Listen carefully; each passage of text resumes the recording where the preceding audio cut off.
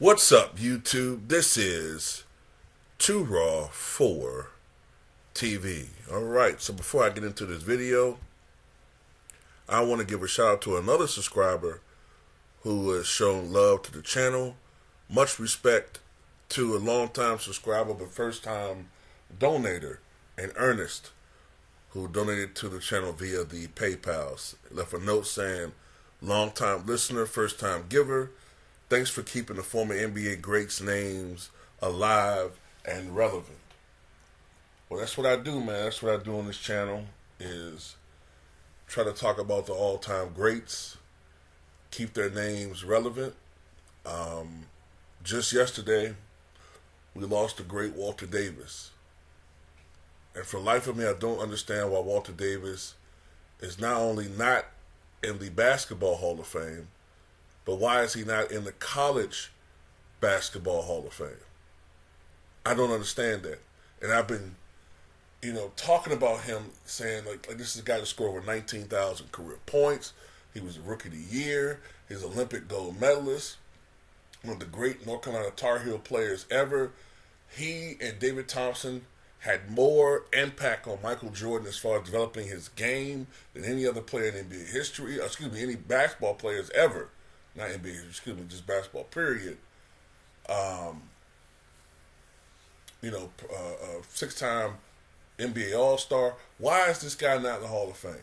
You talk about guys like Draymond or other, you know what I'm saying? I don't know. Sometimes it's like WWE, in my opinion. But anyway, much respect to you, man. Let's talk about James Harden. So, of course, James Harden is now a member of the Los Angeles Clippers after a very, very tenuous, at best, relationship over the past several months with him and the Philadelphia 76ers. He has vowed he will never play again under Daryl Morey. He put the Sixers in a position where they had to get rid of him as far as being on the team. And now he's with the Clippers. So in the introductory press conference, James Harden said that he felt like he was on a leash. And that, you can hear what he has to say for yourself. I think it's loud enough. Let me see if it's loud enough. I don't think... When I'm in a leash, I'm not meant just shooting the basketball every time. I meant I think the game, and I'm a creator on the court. You know what I mean? So if I got a voice to where I can, hey coach, I see this. What you think about this? Then it's like, oh, okay. Like somebody that trusts me, that believes in me, that understands me, that I'm just not I'm not a system player. I am a system. You know what I mean? So somebody that can have that dialogue with me and understand and move forward and figure out and make adjustments on the fly throughout the course of games. That's all I really care about. It's not about me scoring the basketball, scoring 34 points. I've done it already. So that's what I meant by that.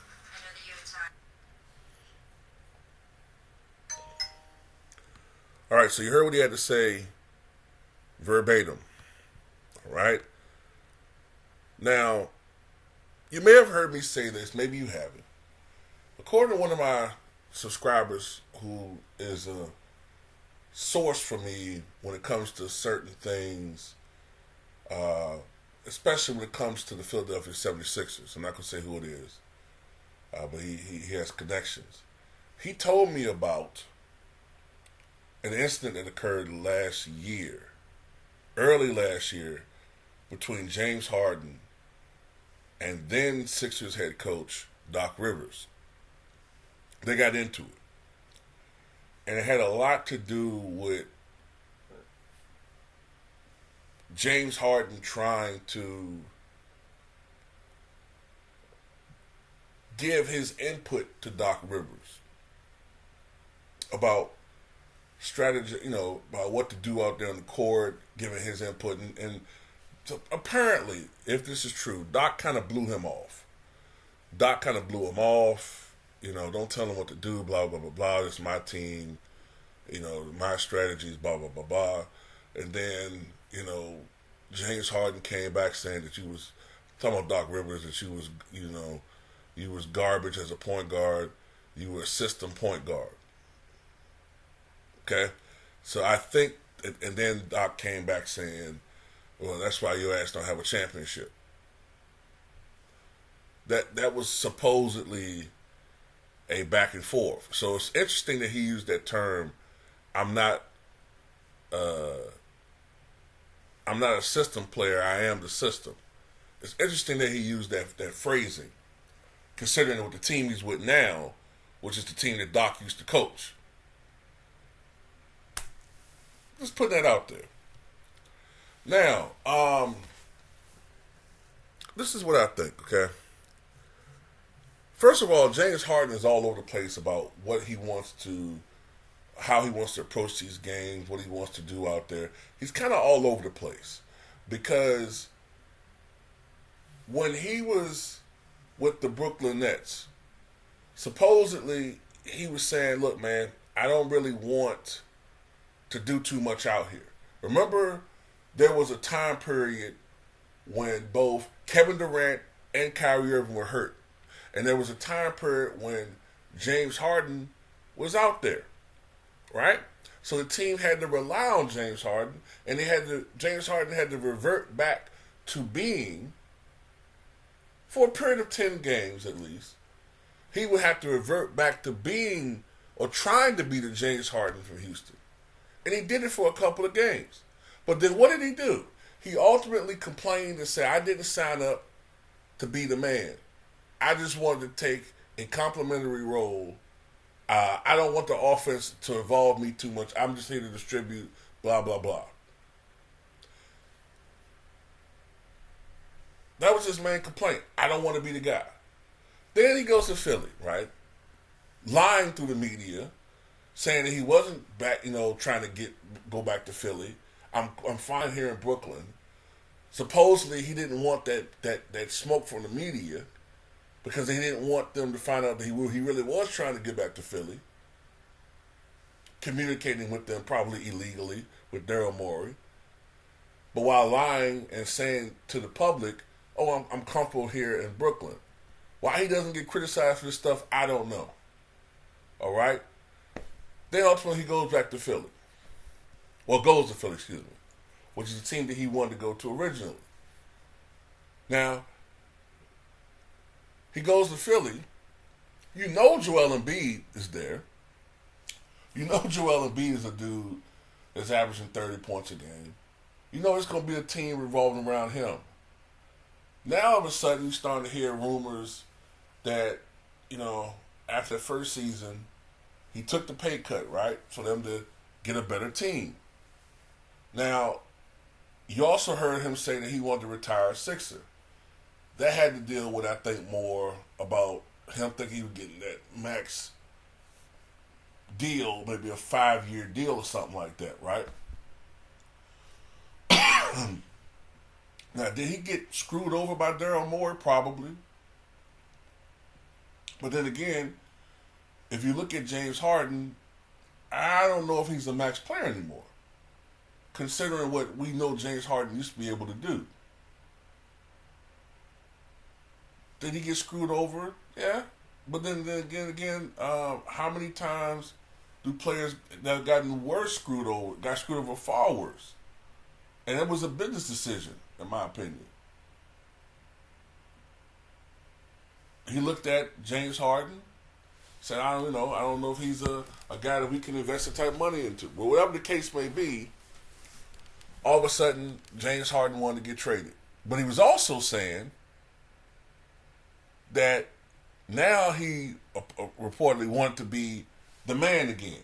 Now all of a sudden he wants to be the guy, blah, blah, blah. He wants to be the first option. Then there's overtures to go back to Houston, but Ime Udoka don't want no parts of this dude. So you want to be the man, but then you go to the Clippers, where at best you're going to be third in the pecking order. So I don't understand that. Now he's saying it's not about shooting the basketball, but supposedly you've been saying that. You want the offense to revolve around you. But you got two great scorers in Paul George and Kawhi Leonard. So what are you going to do? Are you going to come off the bench and lead the bench? Are you going to be in the starting lineup and somebody got to go? Somebody got to go from the starting lineup. It can't be Russell Westbrook, Terrence Mann, James Harden, Kawhi Leonard, and Paul George. Because they can't play center or power forward. Somebody got to get out of the starting lineup. Possibly someone has to go from this team. It's not going to work.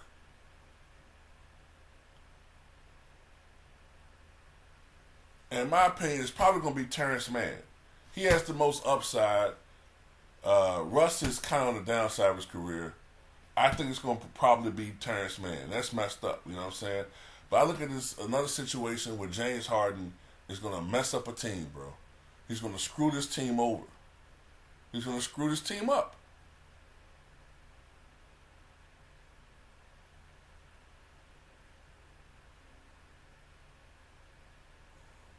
I mean, let's look at something right quick. How much talent has James Harden played with over the years? And hasn't won a damn thing. Only been to one finals. Let's look at this. He played with a prime Russell Westbrook not once but twice. He played with a prime Kevin Durant not once but twice. He played with Serge Ibaka during his prime. He played with Dwight Howard toward the end of his prime. He played with Carmelo Anthony before he was through, right? Played with Carmelo Anthony. This is a man that's played with Chris Paul in his prime. This is a man that has played with Joel Embiid. This is a man that has played with Kyrie Irving. Now he's going to play with Russell Westbrook for the third time. Paul George, Kawhi Leonard. And I feel like I'm missing some players. I'm missing some guys. He's played with Eric Gordon. He's played with, a multitude of guys. Tyrese Maxey, who's a rising star. This man's played with a lot of great players, y'all. And he has nothing to show for it. And then he says, I'm not a system player. What's wrong with being a system player? What's wrong with doing it? What's wrong with being a guy? First of all, a system player, in my opinion, is a player that may not have the greatest athleticism, speed, quickness, but he has the skills and the tangibles that benefit the team concept. He works best when he's playing within the system. That's a guy like Dirk Nowitzki. That's a guy like Tim Duncan. That's a guy like maybe Dave Cowens. What's wrong with that? Altogether, those guys have, 8 championships. There's nothing wrong with being a system player. Nate Archibald, a phenomenal talent.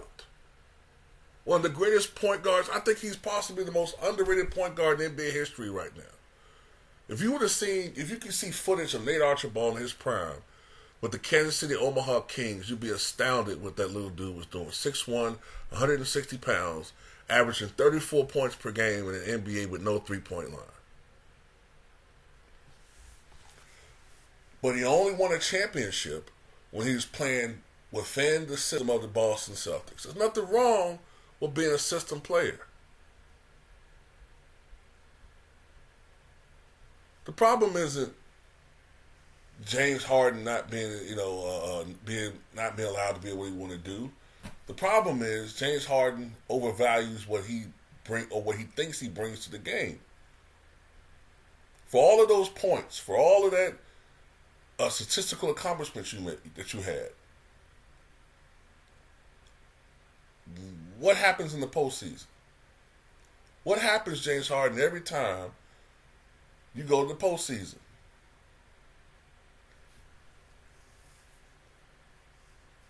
It's the same thing over and over and over again. And another thing I want to say too before I end this video. You know, I remember people saying about Russell Westbrook, man, you know, I mean, how many teams this guy's been on the past 4 years? Man, Russ has been on X amount of teams. Oklahoma, then he was in Houston, then he's with the Wizards, then he's with the Lakers, then the Clippers. Nobody wants this guy. They keep getting rid of him, even though he requested to be traded from the Rockets. And he requested to be traded from the Wizards. But never mind that. But people don't say, well, look how many teams James Harden's played with. He's been from Houston to Brooklyn to Philly, now the Clippers. That's 4 teams in 3 calendar years. You don't hear the same talk, do you? Nah, you don't. The bias in the media, man. Bias-ass media. Because James Harden is perceived to be a skilled guy who can shoot and score, and you know he can help a team, even though he has no championships, just like Russ. Only been to 1 finals like Russ. It has more playoff choke performances than Russ. And has led the league in turnovers 6 times. But for some reason, Russell Westbrook's name is synonymous with turnovers, not James Harden. That's all I got to say about it.